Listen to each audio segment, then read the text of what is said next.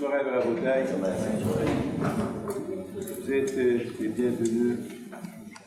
Cher Abbé Hindito.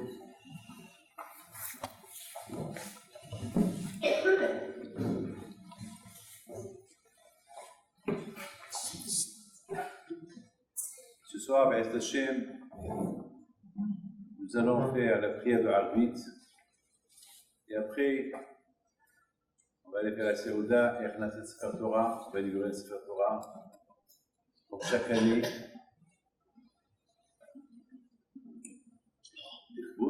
Rabbi Pinto, et après on va aller pèleriner le Tzaddik. Et on va faire les Slechot. Ce soir, c'est un jour très important de Slechot.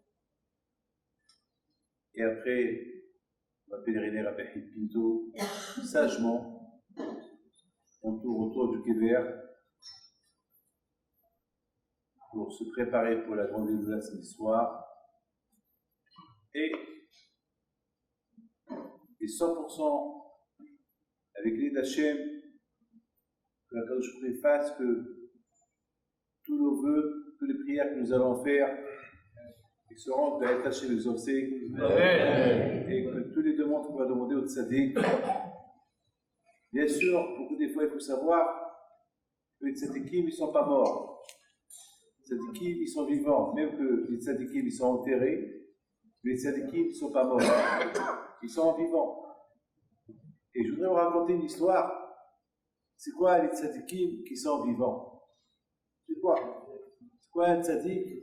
Après sa mort, il est vivant. Il est enterré. Il y a un mausolée sur lui. Il est quelques tonnes de béton sur lui. Et comment tu me dis qu'il est vivant? Les Arata Marpella, les Avod Aklushim, Abraham, Yitzhak, Yaakov, ils sont enterrés profondément sous la terre. On me dit qu'ils sont vivants. Ah oui, ils sont vivants. C'est-à-dire qu'ils jamais ils quittent ce monde. Il n'y a que le corps qui est là. La Neshama, elle est vivante. Donc, ce que je vais vous raconter, vous allez voir que Bémet, c'est-à-dire qu'ils ne sont pas morts.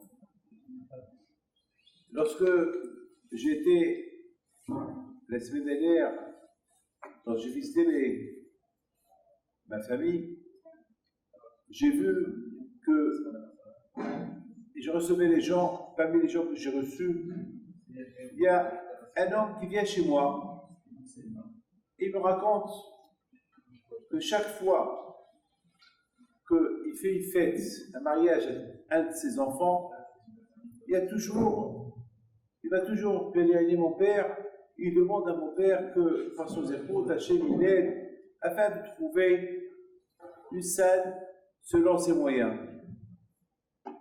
Et c'est ce qu'il fait chaque fois. Vous savez que, il me raconte, me dit, Rabbi David, je n'ai pas beaucoup de moyens, alors je cherche les salles les moins chères. Alors, finalement, il s'est pris un peu en retard pour... il a marié 5 enfants, mais maintenant il fait la bar mitzvah du dernier. Il s'est très peu en retard et il voulait faire la bar mitzvah le mois des Louls. Et le mois des Louls, tout est pris, tout est tafous, pris, occupé. Il ne sait pas quoi faire le pauvre. Alors, qu'est-ce qu'il fait? Il va encore chez mon père, le kéver de mon père, et dit par ton mérite que Hachem il fasse que je trouve une autre salle. Il n'y a pas de salle. Alors Hachem, par le mérite de cette là, que quelqu'un il annule. Nous sommes un mariage, je fais la mitzvah, afin que je puisse, selon mes moyens, faire la mitzvah à mon fils, le mois des Louls, parce que déjà son fils, le mois des Louls, il dit à son papa, toi, il n'y a même pas de salle pour moi, quoi. Et tous mes copains, ils savent que je vais faire la mitzvah et moi, j'ai rien du tout. Alors, qu'est-ce qu'il fait? Il retourne encore chercher une salle, parmi les salles qu'il a été déjà voir, qu'il a déjà vu. Et encore, ils lui disent, non, t'as dit, c'est occupé, il n'y a pas de place. Il va chez encore le dernier ne voulait même pas le recevoir. Il dit, bon, pour te faire plaisir, je vais te montrer mon cahier, voilà, de commande, le cahier où tous les Regarde, le mois d'Elul, tout est réservé. Tout est réservé. Regardez, 1, 2, 3. Et voilà, il arrive. Page numéro 5, le 5 Elul. Tu vois là aussi, et le téléphone il sonne. Il répond au téléphone. C'est quelqu'un qui est au téléphone qui me dit je suis désolé, je suis prêt à payer la pénalité, mais le 5 Elul, je ne peux pas faire le mariage de mon fils parce qu'il veut se marier à Bnei-Brak. Regardez-moi. Regardez-moi. Le 5 Elul, il va chez mon père il y a 2 heures, et le 5 Elul, c'est avec le 5 Elul, quelque part, le tzaddik veut dire, t'as vu, Dieu t'a prié, ben voilà, je te réponds. Voilà, le 5 Elul, tu feras la babissa de ton fils. C'est ce qu'il m'a raconté.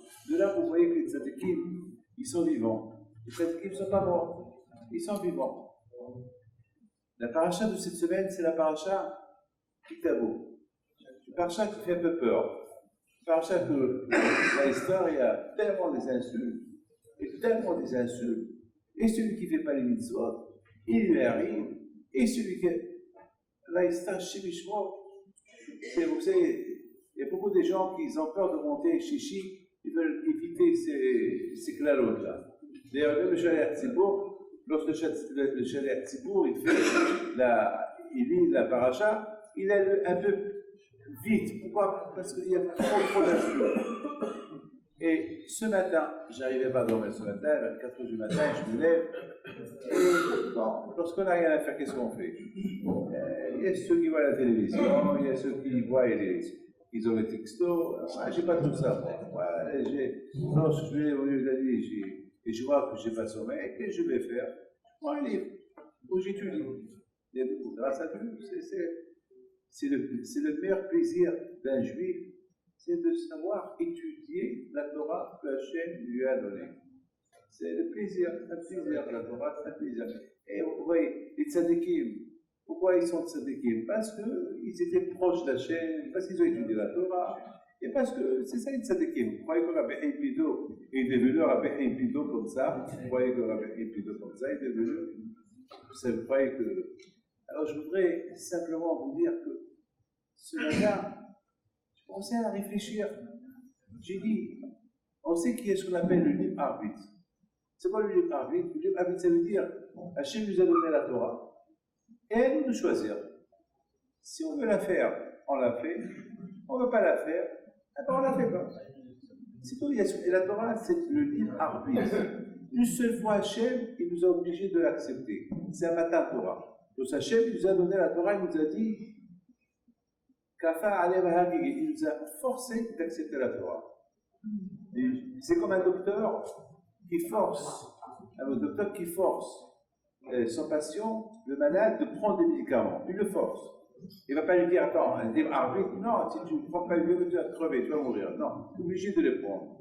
Donc, finalement, il y a une seule fois, Hachem nous a obligés. C'est tout. Mais alors, d'après la paracha qu'on va lire cette semaine, c'est de l'obliger, c'est vraiment. Puisque la Torah te dit, si tu ne fais pas ça, il t'arrive ça. Tu ne fais pas ça, il t'arrive ça. Tu ne fais pas ça, il t'arrive ça. Là, il stop. Celui qui entend, celui qui comprend, qu'il ait un peu l'explication de tous ces insultes, malédictions, il aura peur.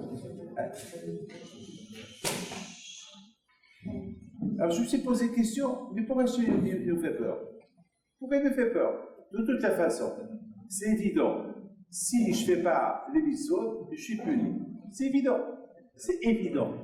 Alors, pourquoi la Torah est écrite? Et si tu ne fais pas ça, ça veut dire que je vais les faire de peur. Je ne vais pas faire les mitzvot avec joie. C'est-à-dire, voilà, avec la peur.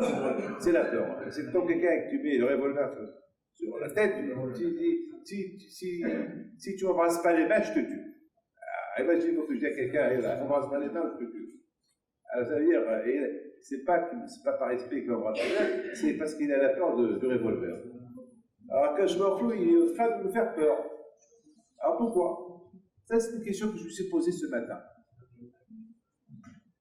Les amis, on est le mois d'Elul. Et le mois d'Elul, c'est le mois, c'est un mois bénéfique. C'est un cadeau du ciel que Hachem nous a donné. C'est un cadeau que On fait des fautes et Hachem, il nous pardonne. Moi, c'est un cadeau. C'est un cadeau. Mais bref, écoutez-moi, il y a beaucoup de gens qui ne sont pas prêts à pardonner. Moi, je connais des gens, je vous donne parole d'honneur. Il y a quelqu'un qui m'a appelé tout à l'heure. Hein. Et je vous dis, hein, je vous parle ici à la synagogue, il y a le Sefer là. Et je vous raconte, c'est quelque chose qui s'est passé. Quelqu'un qui m'a appelé, il me dit, il a commencé à insulter son père. Vous ne pouvez pas imaginer, ce qu'il a insulté son père. Pourquoi? Parce que, soi-disant, son père lui a pris de l'argent, et son père, il lui dit, j'ai rien pris, et là, je sais pas, c'est des histoires entre un homme. Regardez, on vit dans un monde, un monde où aujourd'hui il n'y a plus de respect, ni du fils au père, le père à son fils. Il n'y a pas. Alors j'ai dit au fils, ben, pardon à ton père. Mais qu'il crève, qu'il meurt, qu'il va au diable. J'ai dit, Shema Israël, c'est ce que tu dis sur ton père.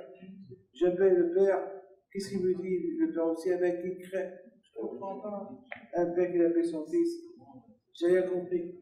Voilà, mes amis, le monde où on vit aujourd'hui. On vit dans un monde d'Hachem-Ishmo, un monde là, il dit, avant que Mashiach va venir, on va voir que les enfants qui se révoltent, enfin, il n'y aura plus de respect, il y aura, vous savez, il n'y aura plus de frontières.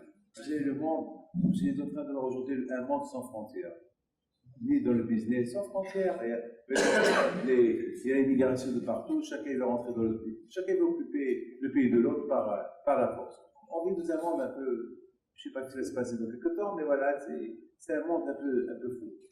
Vous avez, Hachem, il sait, on vit dans un monde où il y a beaucoup de Sarah. Alors quand je vois nous comprend, il nous a donné un jour, un mois dans l'année qui s'appelle Elul. Et ce mois-là, on fait des chevaux, on se repentit, et on demande à Kachou pardon pour toutes les choses qu'on fait à nos amis, à la famille, etc. Voilà. C'est la vie aujourd'hui. Les amis, écoutez bien ce que je veux vous dire. Et sachant qu'Hachem, il sait, on vit dans un monde de Sahara, alors quand je vois vous, qu'est-ce qu'il a fait? Quand je vois vous, il a fait que c'est vrai, il y a ce qu'on appelle le libre arbitre, il y a le Sahara. Écoutez bien ce que je vous dis, après j'arrête.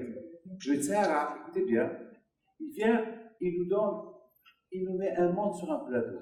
Allez, éclate-toi, fais ta vie, allez, qu'est-ce qui se passe? Qui te dit qu'il y a la vérité? Qui te dit qu'il y a un paradis? Qui te dit qu'il y a une tzadiki? Qui te dit? Il te met le doute dans la tête. Et total, pour profiter de la vie. Alors ça veut dire que le Satan, écoutez bien, le Satan, non seulement, éteignez vos téléphones s'il vous plaît, non seulement que le Satan, il vous pousse à faire du mal, mais écoutez bien, le Satan est très intelligent. Le Satan, il est très intelligent. Il ne donne pas l'arbitre d'être nous. C'est quoi l'arbitre? L'arbitre, ça veut dire je fais ce que je veux. Ça veut dire j'ai mon arbitre. Voilà, il y a le mal et le bien. Je choisis le mal. Il y a ici la vie et ici le suicide. Alors j'ai choisi la vie. Mais le Satan, il te dit choisis le suicide. Donc quelque part, le Satan, il me détourne de mon libre arbitre. Alors puisque le Satan, il me détourne de mon libre arbitre, qu'est-ce qu'il a fait à Hachem? Hachem, lui aussi, il rend la monnaie au Satan. Il nous fait peur. Vous écoutez le Satan, qui vous détourne de votre arbitre, moi aussi, je vous fais peur. Si voilà votre arbitre, c'est de l'écouter. Voilà la bataille où on est. Je voudrais vous raconter une petite histoire. Il y a les scientifiques en Israël, ils ont fait des statistiques. Ils ont fait des recherches sur la sauterelle. Non, pardon, une grenouille. Et il y a cette grenouille-là. Disons une sauterelle, si vous aimez, je ne sais pas si vous aimez le plus sauterelle de grenouille. Bon, on va dire la sauterelle. Parce que ici, je me rappelle, ici à Essaouira, à l'époque, il y a 50 ans, oh là là, plus de 58 ans, je me rappelle qu'on avait ici des millions de sauterelles qui sont venus ici. Je me rappelle, jamais j'oublierai ces masses de sauterelles qui se tenaient là. C'était spectaculaire. Alors, ils ont fait des recherches sur les sauterelles. Alors, qu'est-ce qu'ils ont fait? Ils ont pris un bocal, ils ont mis là-bas une sauterelle, ils ont fermé le bocal pour voir comment elle va réagir. C'est quoi la réaction, comment elle va réagir? Et la sauterelle, qu'elle est fermée, et ils voient que la sauterelle, elle saute, et elle saute, elle veut sortir, elle veut grimper, elle n'arrive pas à grimper parce que c'est lisse, elle n'a pas où se tenir, et à la fin, la pauvre, elle veut sa liberté, elle n'a pas de liberté, et à la fin, qu'est-ce qui se passe? Il se passe que elle voit que fatiguée, crevée, ça y est, elle reste. Maintenant, le scientifique, il ouvre le bocal, maintenant, ça y est, c'est ouvert. Regarde la sauterelle, saute. Elle ne saute pas. Pourquoi elle ne saute pas? C'est libre.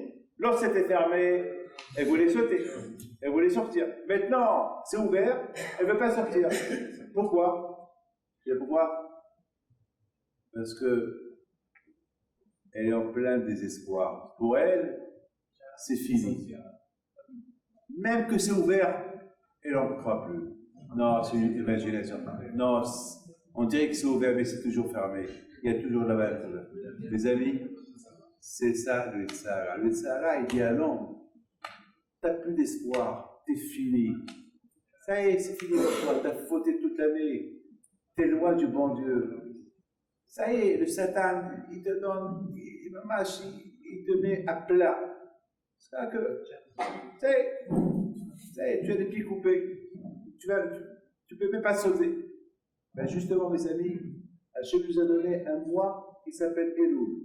Et ce mois qui s'appelle Elul, c'est le mois qu'on peut récupérer. On peut récupérer. Et c'est un mois extraordinaire. Vous savez qu'est-ce qu'il dit le Sfat Emet? Le Sfat Emet à la Shalom. C'est une chose. Il y a une fois un rabbin, Hassid, qui est chez lui pour lui demander pour quelque chose de commerce. Qu'est-ce que tu penses? Le Sfat Emet, il lui répond, le mois d'Elul, c'est un mois, c'est pas un mois de commerce, c'est un mois de faire le commerce dans la Teshuvah.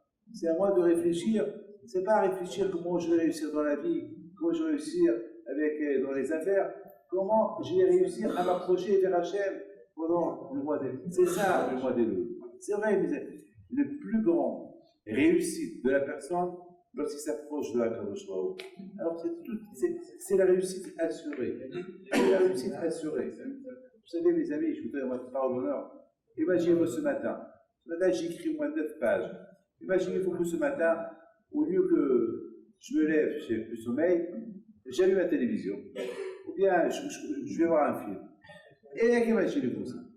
Je vais gagner quoi? Je vais gagner quoi? Là, je ne vais rien gagner. Le contraire. Je vais que vous le dire. Je vais m'appeler David Hypocrite. Tu as une barbe blanche, tu montres à tout le monde que tu es tzaddik et tu vois la télévision en cachette. C'est ça. Donc, vous savez, lorsque je vois dans chaque chambre ici une télévision, dès que je la vois, je la regarde, hein, vous savez que je lui dis, tu ne vas pas m'avoir. Je lui parle, hein. Je parle à la télé. Je lui dis, tu ne vas pas m'avoir. Je t'allume, mais je ne t'allume pas. Tu restes éteint. Il y a le clignotant rouge. Zama, allez, appuie. Allez, appuie encore un peu. Et moi, je me regarde et je lui dis, Allah, avoue que je n'appuie pas, je ne veux pas te voir, t'es moche. J'ai rien à prendre de toi, j'ai rien à prendre de moi, et j'ai écrit pendant 3 heures la Torah devant la télévision, elle était éteinte. Et voilà, comme un squelette, comme un mort qu'elle est là-bas. Pourquoi le faire vivre? C'est mouiller, laisse-le mourir. Allah Hachem nous a donné la Baruch Hachem, l'espoir de récupérer. L'espoir de récupérer un peu de tout ce qu'on a fait. Le plus important, mes amis, est de finir d'être hypocrite avec le bon Dieu. C'est tout. la teshuva, c'est de finir. Parce que c'est bizarre. On sait les erreurs qu'on a fait l'année dernière.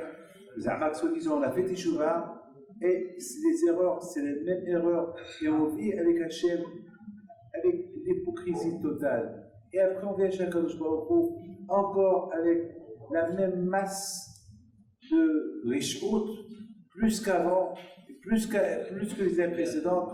Et on ne se prend pas au côté grand religieux. C'est pas. Il faut. Ça y est, c'est ça ce que la Torah elle nous dit. La Torah, c'est pas Shalom que Hachem il veut nous faire peur. Si tu fais pas, parce que c'est la paracha des insultes. La paracha des insultes. Mais la paracha, c'est pas que Hachem il te fait peur. Parce qu'on a dit il y a le libre arbitre, puisqu'il y a le libre arbitre, pourquoi Hachem me fait peur? Ça y est, Hachem, je sais que ça il ne faut pas le faire. Je le sais. Alors ne me fais pas peur que si je ne le fais pas, il m'arrive ça et ça et ça. Ne me fais pas peur, ça y est, j'ai le libre arbitre. Non, sachant Hachem que le ça est très fort, il ne peut pas t'enlever ton arbitre, le libre arbitre, il peut simplement te mettre en garde. Sache que ça porte ça, parce que le ça est très fort.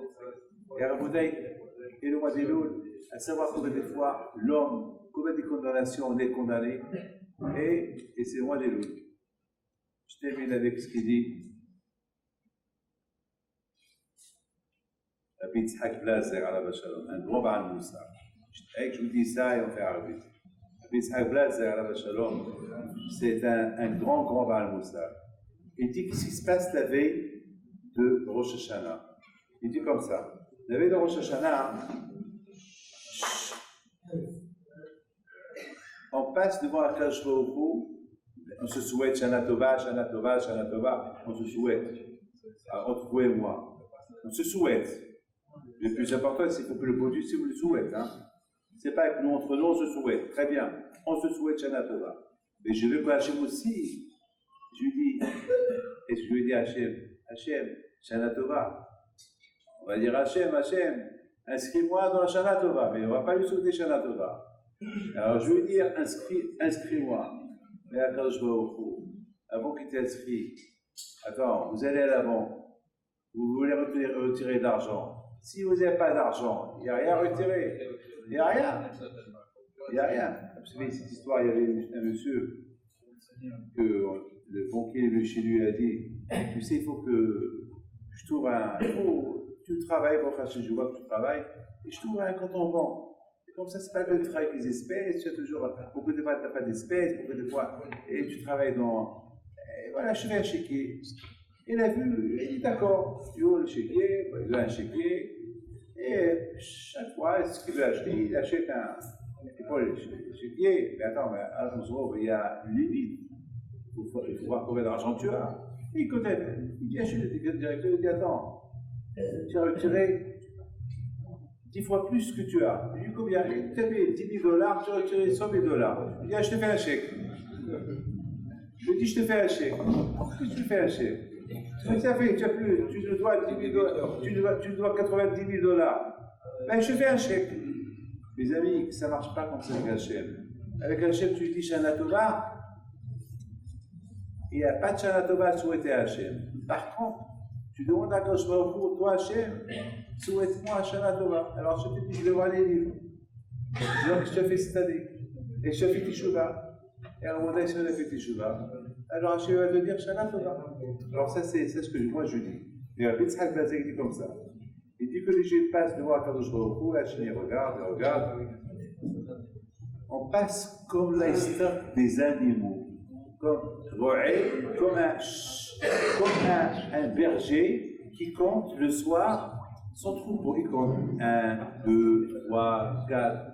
Et parfois, il voit une vache qui est maouja, elle est un peu tordue. Il dit, c'est là, elle va mourir, qu'est-ce qu'il fait? Il prend un pinceau avec la peinture rouge et lui fait un signe. Ah maintenant, la vache, elle croit que le propriétaire, il a raqué la caresse. Mais c'est pas la caresse. Il a mis un signe de mort là, ce rouge-là qui veut dire, ça, il va l'envoyer à l'abattoir. Eh, c'est rien. Il va la prendre le lendemain, il va ramasser tous ceux qui ont eu un truc rouge, ils vont partir à l'abattoir. Voilà. C'est ça, Au taille, nous, on demande, parce qu'on ne sait pas ce qui va se passer, David Rocha. On ne sait pas. Aucun ne sait. On ne sait pas. On ne sait pas. Mais une chose est claire. Nous, on a les mots dans Hachem, on prie à Kadosh Baruch Hu. Be'ezat Hachem, que Hachem, il ne passe pas le pinceau rouge, il nous dit, il est Hayim Tovim, au Shalom. Alors, une seconde. Hier, à son Kadosh Baruch Hu, il vous donne à vous tous Amen. Parasa Tova. Amen. Amen. Atemo לחיים טובים ושלום. תגיד בעצם, כי לרצון, מלא הקדוש ברוך הוא את כל משאלות לבכם לטובה. אמן. יהי רצון בסעודת תורה אצל יהי משנת tous ceux qui veulent faire un cadeau, יעקב, בן מהגבול ראובן במשעות אבי, בן יעקב, משה, טייב, משה בן שמחה, ימין בן משה עזרא. Rabban Yehuda Maman, Aziza Bat Simcha. Alors que chacun dit la Nishmat, vous avez vu la Nishmat, répétez. Que chacun dit le nom qu'il veut.